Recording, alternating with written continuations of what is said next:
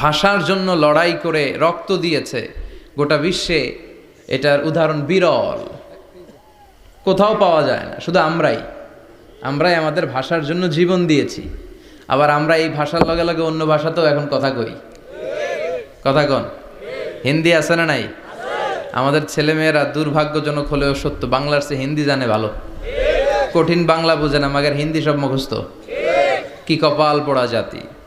যে জাতি ভাষার জন্য রক্ত দেয় সে জাতি নিজ ভাষাকে ভুলে গিয়ে তাদের অনুষ্ঠানে হিন্দি গান বাজায়। আছে না নাই? কুছ কুছ হোতা হ্যায়, গানের নাম কুছ কুছ হোতা হ্যায়। বাংলাকে ভুলে এখন কুছ কুছ হোতা হ্যায়। তো আমরা যেন এই বাংলা ভাষার মর্যাদা রাখি। গোটা বিশ্বে এখন ইন্টারন্যাশনাল মাদার ল্যাঙ্গুয়েজ ডে হিসেবে এই দিনটা পালিত হয়। সিয়েরা লিওনে ওরা ওদের ভাষার পাশাপাশি বাংলা ভাষাকে আরও একটা ভাষা নিজেদের সেকেন্ড ল্যাঙ্গুয়েজ হিসেবে ঘোষণা দিয়েছে। এজন্য যারা এই ভাষার জন্য রক্ত দিলেন, শহীদ হলেন, আমরা আল্লাহর কাছে কামনা করছি এবং দোয়া করছি আল্লাহ যেন তাদের শাহাদাতের সর্বোচ্চ মর্যাদা দান করেন। গত রাতে ঘটে গিয়েছে চকবাজারে মারাত্মক এক অগ্নি দুর্ঘটনা, ঠিক কিনা? প্রায় 70-80 জন মারা গেল দেখলাম। 37টা ইউনিট ফায়ার সার্ভিসের কাজ করেছে। বিমান বাহিনীর 4টা হেলিকপ্টার দিয়ে পানি স্প্রে করে 10 ঘন্টায়ও থামাইতে পারে না। এটা কি ফায়ার সার্ভিস এক আল্লাহই জানে। উদ্ধার কর্মীরা যদি সেনাবাহিনী বিমান বাহিনী সব মিলে 10 ঘন্টায় আগুন থামাতে না পারে, ওই বাহিনীর তো আমাদের দরকার নাই। এমন ঘিঞ্জি এলাকা, প্রাইভেট কারের সাথে পিকআপের ধাক্কা, প্রাইভেট কারের সিএনজি ব্রাস্ট, পাশে রান্নাঘরে রান্না করতেছিল ওইটার সিলিন্ডারে ব্রাস্ট, এর পাশে ছিল নেইল পলিশের কারখানা, ওইখানকার কেমিক্যাল ব্রাস্ট। একটার পর একটা বাড়ি ঘর জ্বলতে জ্বলতে তাজা 70 থেকে 80 জন ভাই বোনকে আমরা হারালাম। ছোট্ট ছোট্ট বাচ্চা, তাদের এখন বাবা নাই।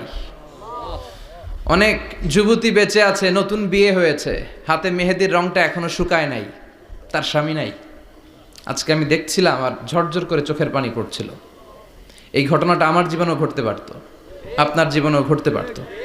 এজন্য নেতৃত্ব স্থানীয় অবস্থানে যারা আছে তাদেরকে এই বিষয়গুলো খুব গুরুত্বের সাথে দেখতে হবে। এটা যা ওখানে ঘটেছে নেতা নেত্রীদের কাঁধেই সবটাই ছিল আমানত। চিল্লায় বলেন ঠিক কিনা? আপনার নির্বাচনী এলাকায় যদি চাঁদাবাজি চলে, টেন্ডারবাজি চলে, নারীরা টিজিংয়ের শিকার হয়, ইফটিজিং হয়, এই দায়ভার আপনি এড়াতে পারেন না। একটার পর একটা এরকম দুর্ঘটনা ঘটতেই থাকে আমাদের দেশে, আমাদের টনক নড়ে না। এজন্য আমরা যেন সচেতন হই। আর যে ভাইরা বোনরা এই অগ্নিদগ্ধ হয়ে মারা গিয়েছে, বিষ্ণু বলেছেন আল হারিক ওয়াল গারিক, গারিক মানে যে পানিতে ডুবে মারা যায়, সে শাহিদ ফি সাবিলিল্লাহ। যে আগুনে পুড়ে মারা যায় সে শাহিদ ফি সাবিলিল্লাহ। আমরা 70-80 জনের কথা শুনেছি হসপিটালের বার্ন ইউনিটে, এখনো অনেকে মৃত্যুর সাথে পাঞ্জা লড়ছে। কি কঠিন অবস্থা, কি ভয়ঙ্কর অবস্থা। শুনবেন যে এদের মধ্য থেকেও 10-20 জন নাই, যারাই এই দুর্ঘটনায় ইন্তেকাল করলো, আল্লাহ তুমি তাদেরকে মাফ করে দাও। তাদের পরিবার বর্গকে ধৈর্য ধারণ করার তৌফিক দান করো। তাদের সবাইকে শাহিদ হিসেবে তুমি কবুল করো।